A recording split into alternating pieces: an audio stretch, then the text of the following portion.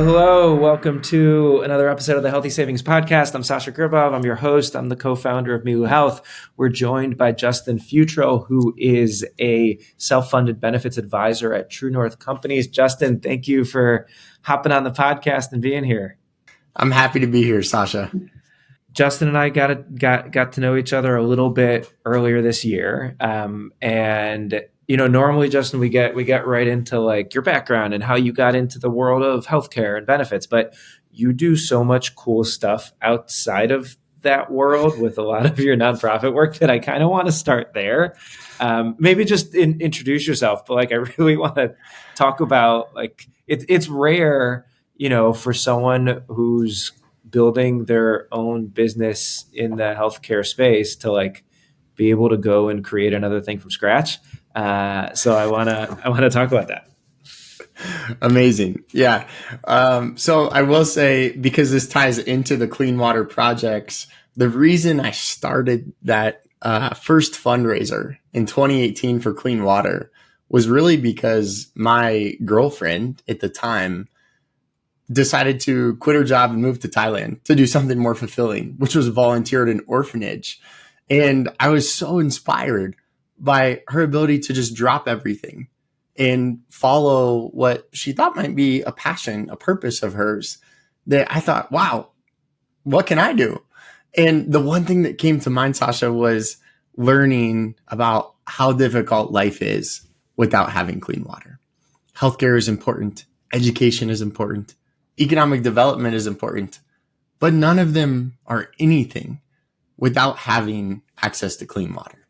And so that was the basis. And I share that background because now 6-7 years in November for the fundraiser. And I just married that girlfriend back then on Friday last week. So it's a great time in life, Sasha. That's amazing. How, so she came back from Thailand. She came back from Thailand. She stayed longer than we originally talked about. So there were some challenging points. We really got to practice communication. That's amazing. How'd you pick water? Like, how did you get connected to the cause? Yeah, I'd say the luck of the draw.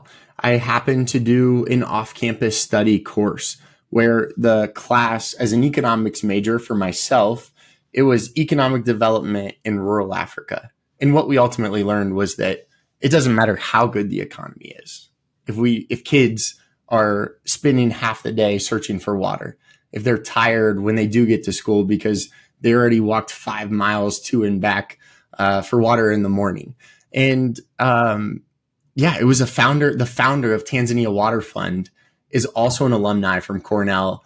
And I say, hey, can I jump on board with you and be a part of this? And he's like, yeah, let's do it. And that's what we've done over the last 6 years. We've raised over $350,000. And that's ultimately, Sasha, brought 15 villages clean water for the first time. Solar powered, sustainable projects that are about 100 meters down into the earth. And so we hit a good flow rate for water. So yeah, every November, we've got people doing pull-ups. Yes, physical pull-ups. Kids in gym classes, sports teams, people in CrossFit, and just people at the playground. And now last year, we also added a new component, which is the walk for water. And I've learned, as you can appreciate, iterations are always good in tech companies. Yes. Well, the same proves true for the pull-ups for Tanzania fundraiser. The walk for water is way more accessible for so many people. So now it's mothers thinking, oh, this is what it's like to have to walk to a mile without water. And then imagine a 5-gallon bucket. Do you know how much 1 pound of water is, Sasha? No. It's over 8 pounds. So if you think about, you're carrying a 40-pound bucket of water back to your house. That's a lot. Yeah. Yeah. So the more we can, and let alone a lot of times it's not even clean water. It's just a puddle at a pond nearby. And so that's what the water project is all about. So in November, if anyone's listening, check out TanzaniaWaterFund.org and you can subscribe, learn more, and wherever you are in the world, you can be a part of the day, either participating by walking, doing pull-ups, or donating. That's amazing. And so, and the pull up part is people go out and get sponsorship, and like for every pull up I do, my friends will donate $10, and it adds up, and then they go and they donate it to the site. Yeah, totally. Yeah, That's really anyone can get cool. involved. Or if you don't even want to raise money, I've got people who just do an insane amount of pull-ups, like 1,000 pull-ups in a day, just to raise awareness.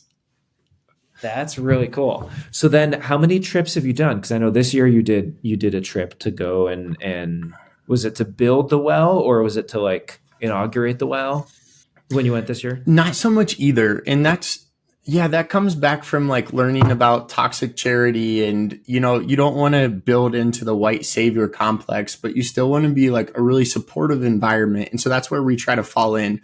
So we try to come a year or two down the road. So it's not just the inauguration, which there's nothing wrong with that. And I can appreciate people's perspectives, but we like to take the back seat and come a year later when a village can say, look at what we've done. And one thing that we learned is that this village, once we get people set up, once we help create the support system, I had an economics professor, Sasha, that said anyone can do anything with the right amount of resources and capabilities. And it makes so much sense. Once you have the resources, once you have a water council, once you're charging a penny every time you fill up a bucket of water, well, now that adds up. And now the town has more money. And so one village built a medical clinic. So a town of 9,000 people in this village, and they didn't have a maternity ward. So now the mothers, this ties into healthcare, right? That now mothers have a place to stay overnight so they don't have to walk home. And there's so many incredible things that have become a ripple effect. And the last thing that I'll share is even Malcolm Brogdon. He's an NBA basketball player that some people might know. He has a foundation, and he only works with creating educational upgrades, basically, if a school has access to water. And so a couple of our villages are on site at the schools. And so now they also have 50 tablets that are powered by the solar power in our water projects.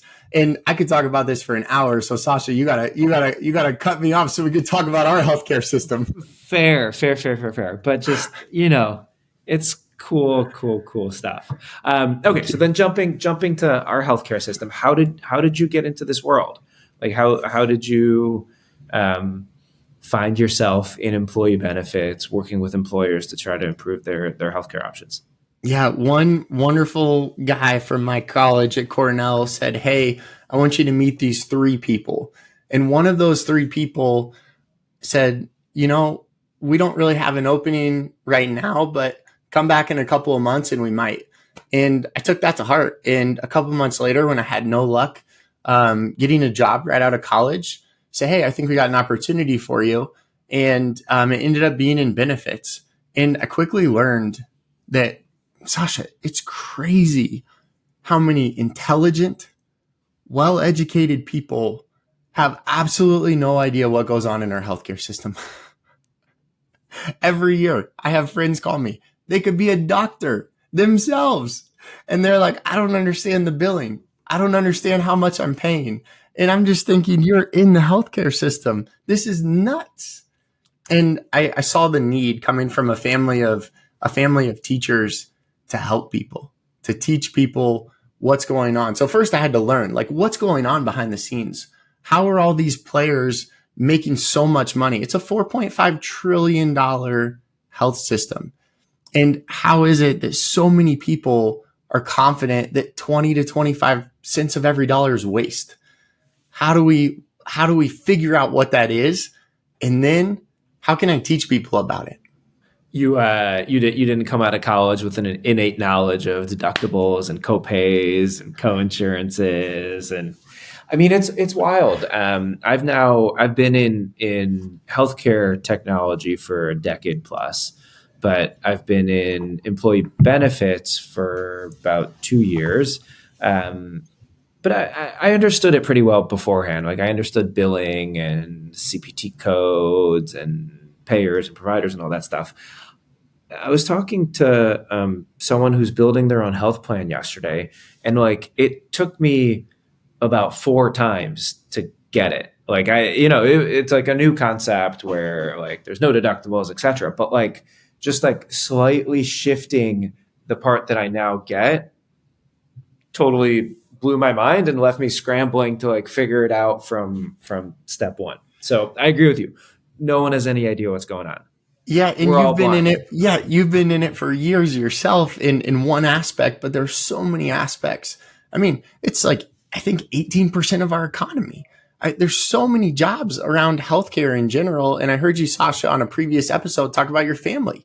Like you know the tools that are out there, and you still have to like directly help your family unless you are in it. That's why it's so important for you, for me, to make healthcare just to better position people in healthcare because it's so hard if they're not well positioned. Well, even I'm in it in a specific segment, right? But as soon as I jump out of that segment, I'm over my head. I was Mhm. trying to figure out Medicare Advantage plans for a family member, and just like a little bit. And I was blind. I knew nothing about that world. Yeah. Um, so there's a lot to be done. Okay, so you got into it. You started figuring things out. So then, how did you grow and evolve as an advisor, and how did you find yourself on the self-funded side of things? Because that's a few steps deeper into the deep end. Absolutely. I've always loved just being a sponge and learning. I just wrapped up my master's of healthcare innovation from Ohio State. And a lot of people thought, why are you doing that? Like, are you getting a pay raise like teachers? I'm like, no, I'm actually paying money to do it. But I see the opportunity to learn from people within the healthcare system. So now I can talk to an anesthesiologist. Now I can talk to a COO of a drug manufacturer company, so I can start to get the understanding of like, what is their perspective? I have my own perspective of each player in the healthcare system, but what is it like for them? What are the challenges they see? And like, then how can we create that better vision of the future? And so to answer your question, Sasha, I learned these stories that just made logical sense to me.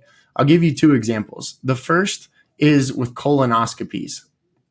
I was shadowing. I think the saying was carrying the briefcase while you're learning. And I was just shadowing an advisor one day, and he had a client, a blue collar client. And the CFO looked at the claims and said, is it okay if I swear here? Oh yeah, oh yeah. Okay. He said, how in the hell can one colonoscopy be $700 and another one is 3,000? And my colleague, the advisor, said, well, that's just our healthcare system. People don't know what it costs. And the thing with the colonoscopy, the employee's paying $0 no matter what. So they have no incentive to go to A or B. It's the same for them. And so the CFO was like, let's make everyone go here. And the HR person was like, absolutely not. That would be a nightmare for me. And so a lot like what you do with intervention, Sasha, this was 8 years ago. So it was a phone call to the doctor office saying, hey, tell me if I'm crazy, but would it be ridiculous if I got a shuttle bus and sent a bunch of my factory workers up to your hospital office and you clear the books for a day and just run through as many colonoscopies that you can at $400 a pop? Could Did you that be guys good? did you We guys do did it? it. Yeah.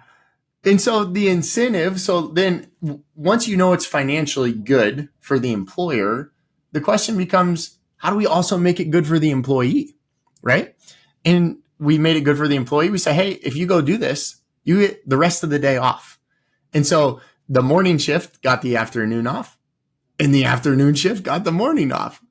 They shut down multiple lines in the factory for an entire day. And the CFO was confident that they were in the long run saving money. How much? That's crazy. By the way, I had like that. That is wild. Do you know how much they estimated that they saved on those colonoscopies?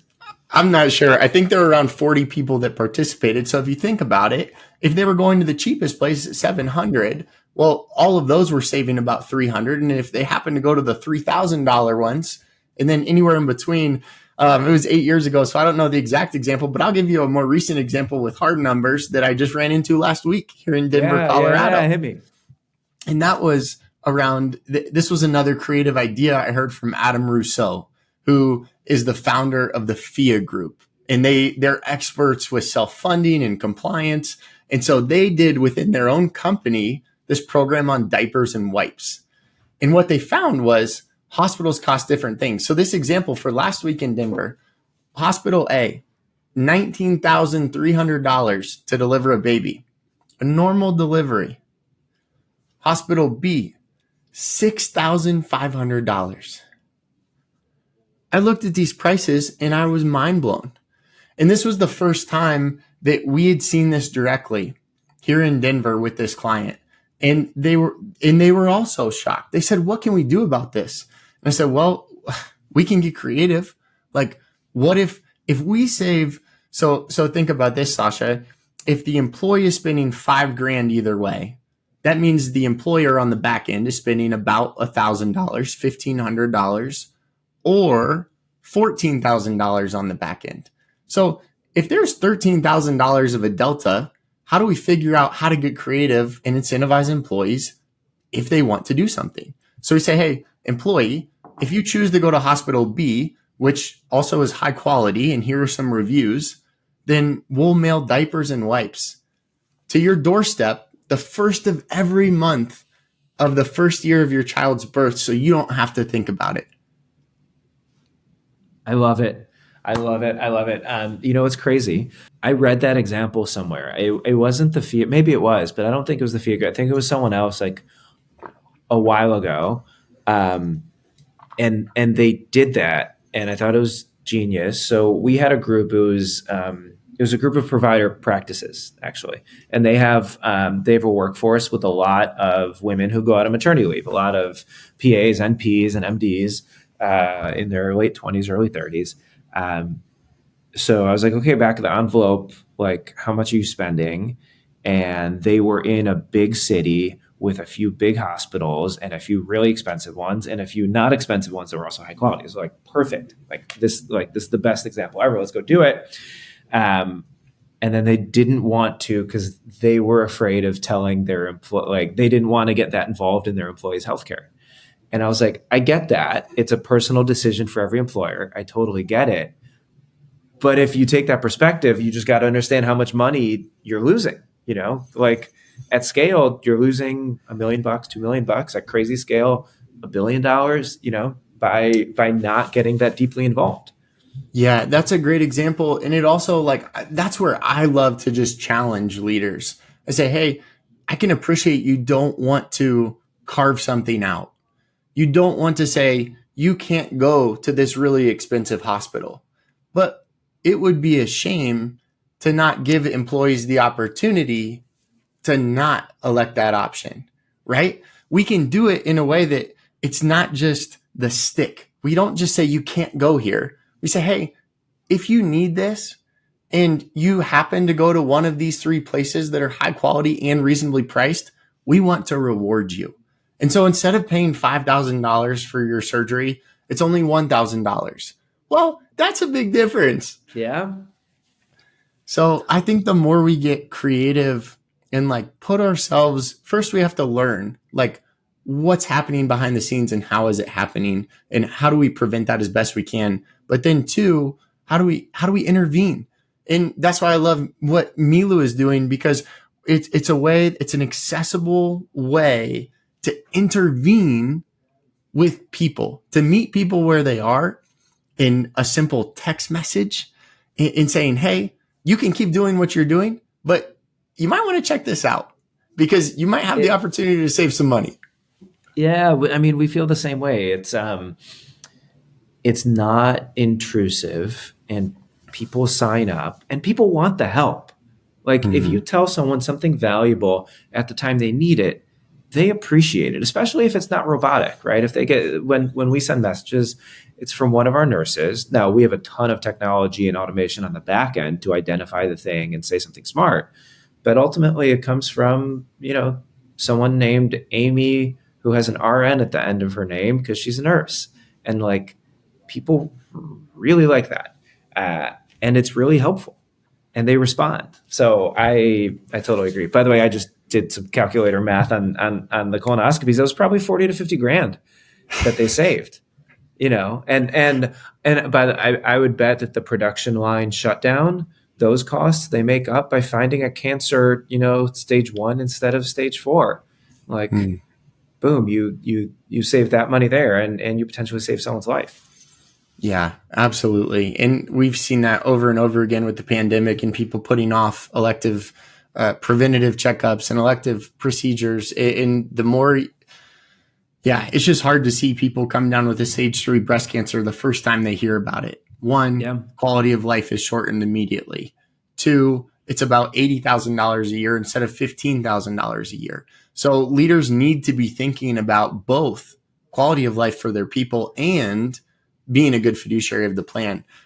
You do bring up a great point with the nurses and using RN Amy as an example. One of the things I learned from the Masters in Healthcare Innovation program, because there were nurses in there too, nurses don't love being a part of a health system that rushes through and isn't able to take care of people.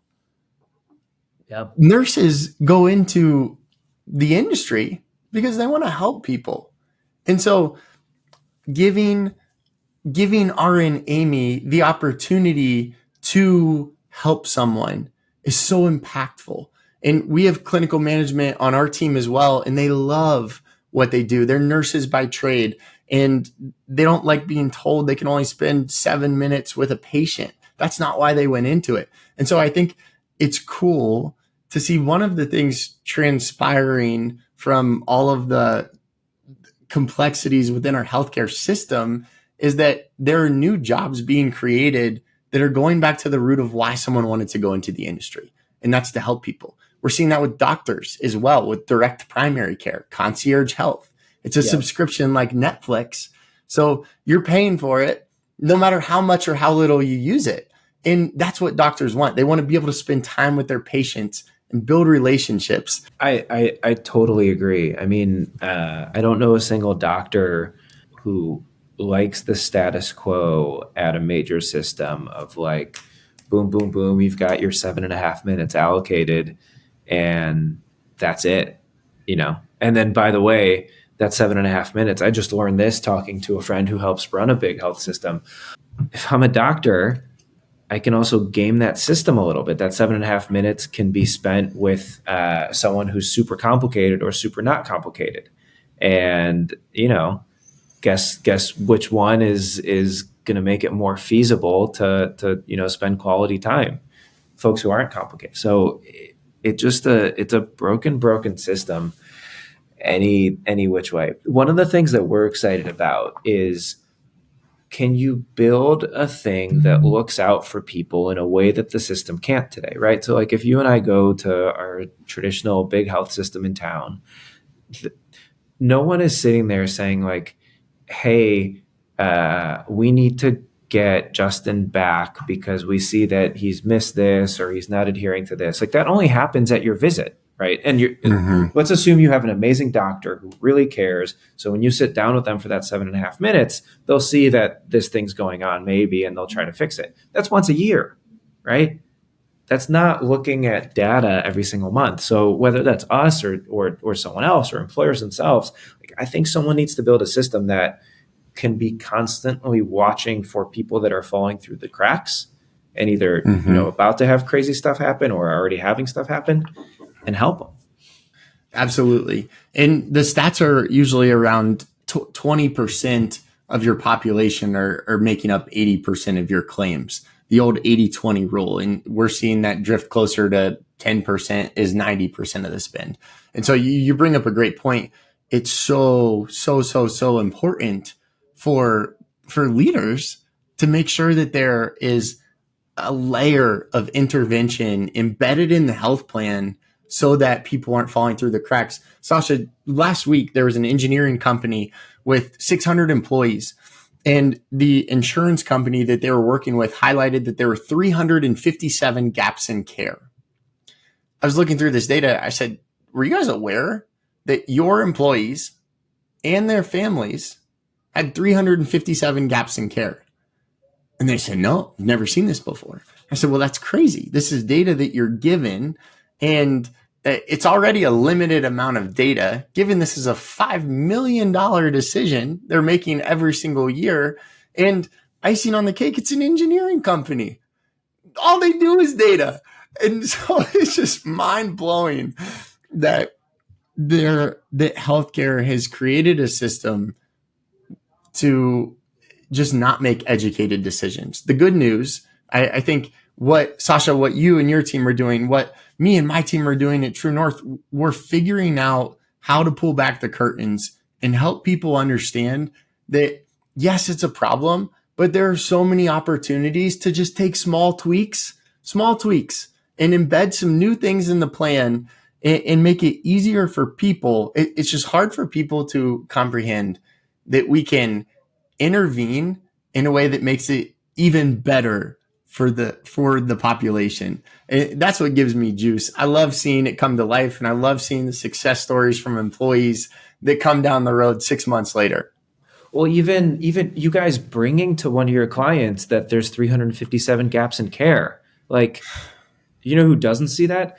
Every other employer in this country that I've ever heard of. Like, that's a rare thing. Maybe let's take someone who's like big and super focused on healthcare. That's an employer like a Walmart. Like, I'd bet they have a team that can track gaps in care and do something. I bet they do a pretty good job. Everyone else, they're not doing it. They have no idea. They're blind to it. And they don't have the tools and the systems and the processes to go and take action. Yeah. And you bring up a good point, Sasha. And Walmart was they were one of the first to do a really good job of creating centers of excellences and literally flying people to Cleveland Clinic, to Johns Hopkins, depending on what it was. And I'm seeing that happen more and more. I'm really just diving into this and starting to meet with CEOs of hospitals and saying, hey, do we have an opportunity to create a direct contract with you? We've got 10,000 lives here locally, and we want to steer them to you because not your billboards say you're great, but your nurses say you're doing a great job. Who do I trust more? A billboard, a paid advertisement, or the nurse who's taking care of people? And that's, I think, where we're headed toward. How do we create these centers of excellence wherever you are in the country? I couldn't agree with you more. We had an example with one of our clients recently. They invested in a center of excellence program this year, one of the point solutions that you could go put in place, which are awesome. And they needed to drive people to it, because when you just go and put that in place, that's step one, but like no one knows about it. No one knows about it when they're having surgery. So they brought us in and they're like, okay, your job in life is to get people to know about this stuff when it matters. And so we did all of our you connect your electronic health records, we analyze claims, we analyze medical claims, pharmacy claims, et cetera. In the future, look at prior auth. And at the end of the day, we're able to increase utilization of this center of excellence by over 300%. Whoa. Which is like that's meaningful, because every one of those is, $10,000 to $50,000 in savings, depending on what the situation is and to avert a surgery, etc. But like that stuff is so huge. I love that you guys are thinking about or starting to do it locally, because like that's the answer, right? Like healthcare is local, and sure, there's some employers that are all over the country and remote employees and all that. But like, if you can go and aggregate 10,000 employees, like every health system in the country will talk to you. That's a big number for them in a specific market. And they'll play ball and they'll roll out the red carpet, or at least one of the systems in town that's a high quality system will, Yeah, you nailed it. And I don't want to miss what the example you gave in getting such good utilization. That's because it's accessible. We have to create, it doesn't matter how good an innovation is. It doesn't matter how good it is. It has to be accessible and easy to understand. And I think that's a key differentiator in that example. Going back to creating like centers of excellence locally, for years, there's opportunities to fly people to Mexico for knee surgeries and hip surgeries. And there are a lot of companies that get excited about that, but we don't see the utilization end up being strong because people don't really want to get on a plane. Even if you do have a week of physical therapy in Mexico And even if it is a US doctor that's flying down there with you, it's just a lot of logistics. And what we're seeing, similar to direct primary care and similar to nurses wanting to leave the system in order to make an actual impact, there are doctors saying enough is enough. I can do my own thing. I can figure out, I've never had to price what a knee surgery costs, but let me actually put some thought into it. And what does that cost? And I think Smith Medical is a great example of that. They started in Oklahoma and now they just came to Denver. And it's a really exciting opportunity for a lot of local employers, but they're not the only ones doing it. There are people like that, doctors in every area saying, okay, what do I actually need to be profitable? And can I have my own business? I don't have to deal with insurance companies. I can just have a cash price and work directly with employers. And it's good for the employers too. And going back to where we started, Sasha, we can incentivize employees. If they choose to go there, it's free. It's free. It's $0 for surgery. Not that you want surgery, not that you want to have to recover from a surgery, but if you do have to have it, how nice that you're not financially burdened by the cost. So what's the reaction that you hear from your employers? Like when you go and bring up these opportunities, how often are folks on the cutting edge saying like, okay, let's go, we want to roll up our sleeves? And how often are folks saying like, that's cool, I get it, just give me the Blue Cross card and let's leave it alone because this is a lot to do? Yeah, that's a great question. And I wish every employer who said they want to be the best employer in town also had the ability to grasp what was right in front of them. And I think that's partly why that's my job, right? It's my job to be a liaison between my client and what's possible in the healthcare system. And I think where we're seeing success is helping people understand like a crawl, walk, run approach. Hey, what can we do immediately to get more control? Okay, great. We're doing it. Now, how do we walk? How do we get intervention? And like, if I think about crawl, I think, how do we make sure we have the best partners in place? There are too many bad players in the healthcare system, whether that's a PBM, whether that's a hospital, whether that's an insurance company. Those are the biggest three culprits. And I could give an example of each. I was on a call with the CEO of a hospital system last week, and I said, hey, I'm not sure if you knew this, but you charged my client 1,180% of Medicare for all of the employees, the average. So what does that mean? If you think about like the average price billed is usually 200 to 300% of Medicare. It was 4 to 5 times higher than that for my client specifically. And the CEO said, there's no way we wouldn't do that. And I said, well, you did it, whether it was intentional or not. How do we figure out how to make it better going forward? And so what we have to do first is make sure we get rid of the bad players and make sure we're not being taken advantage of. And then we think about walk. How do we get interventions in place? How do we create accessible ways to educate people on, hey, you might want to take advantage of this benefit that your company has. Hey, you're overpaying for this prescription. And if you just went here 1 mile away, you would save this much money.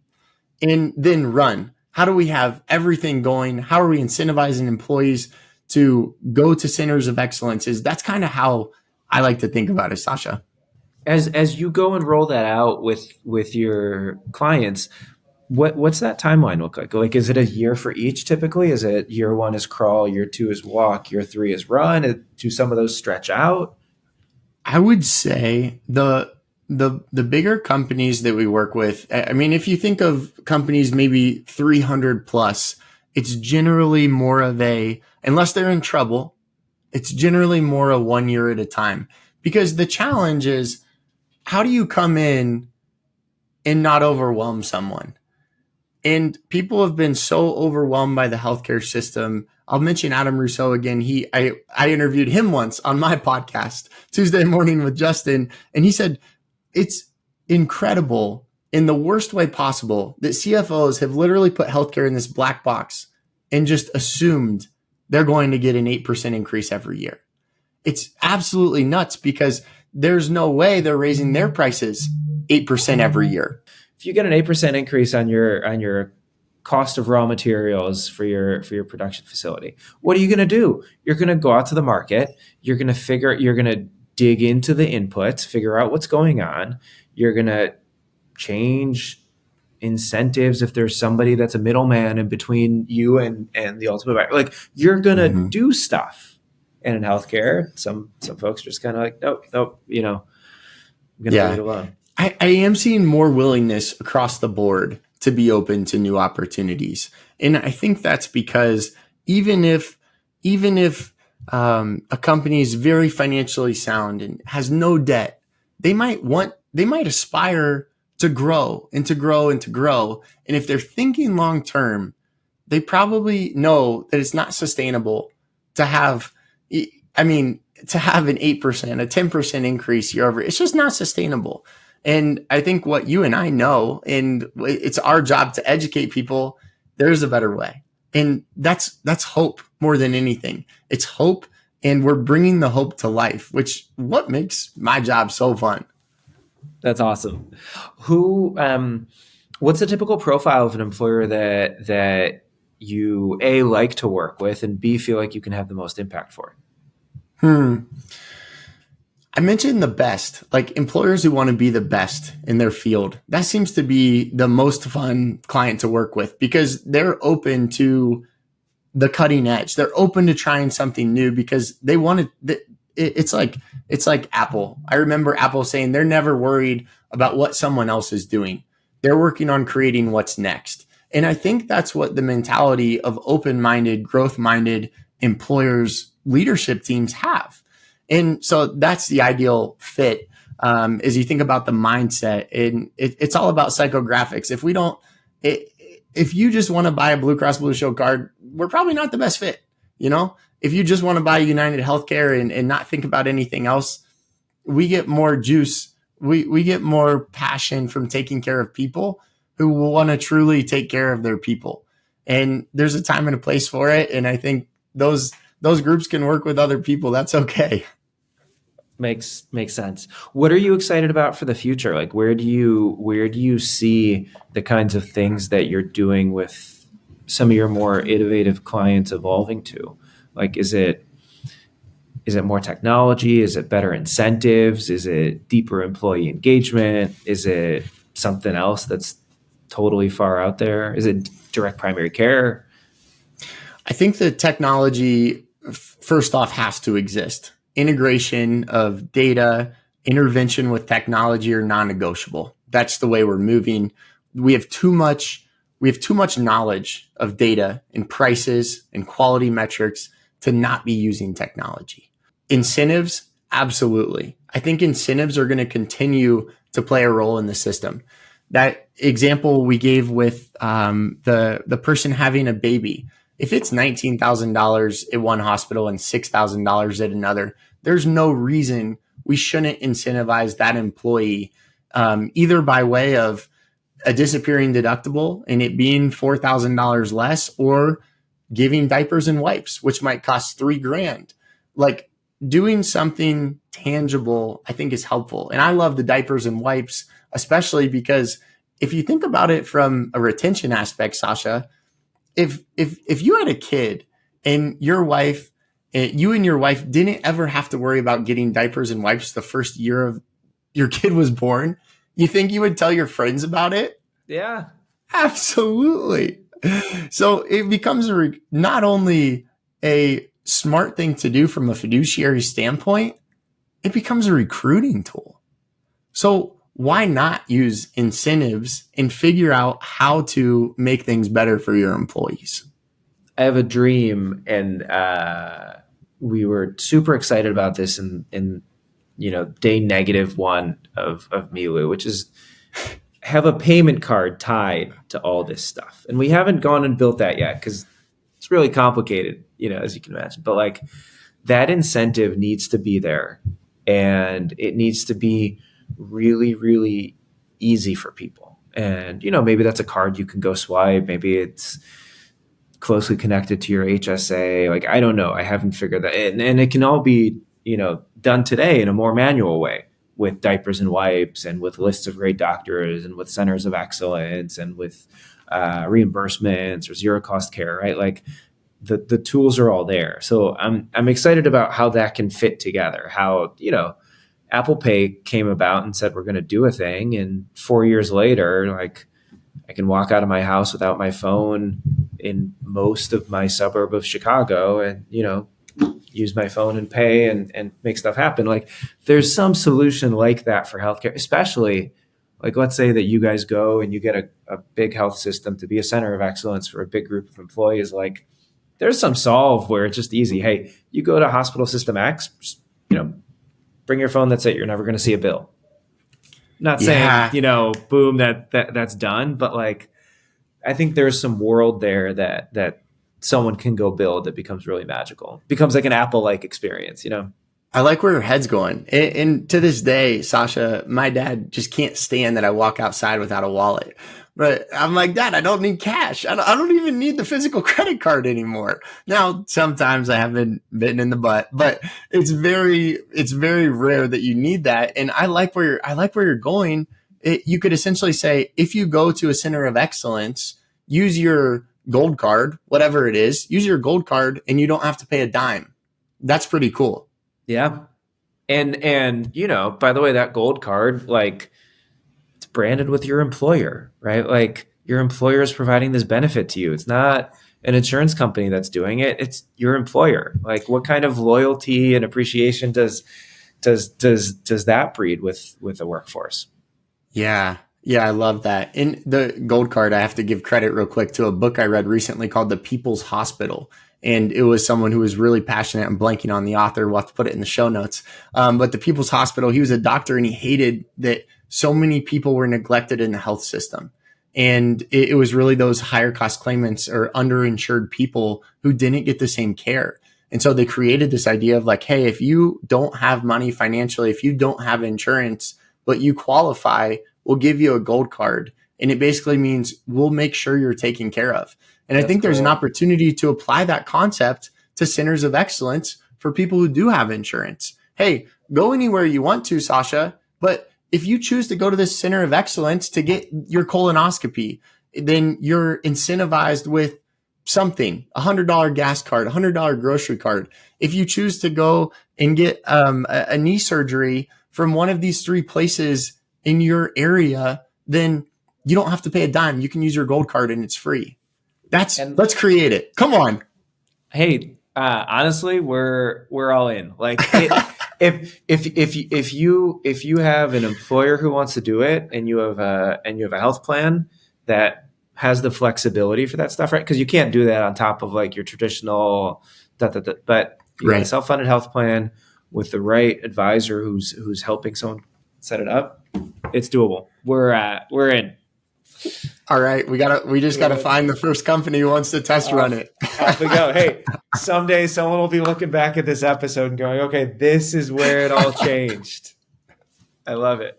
Well, Justin, we're running up on time here, but this was amazing. Thanks for being on the show.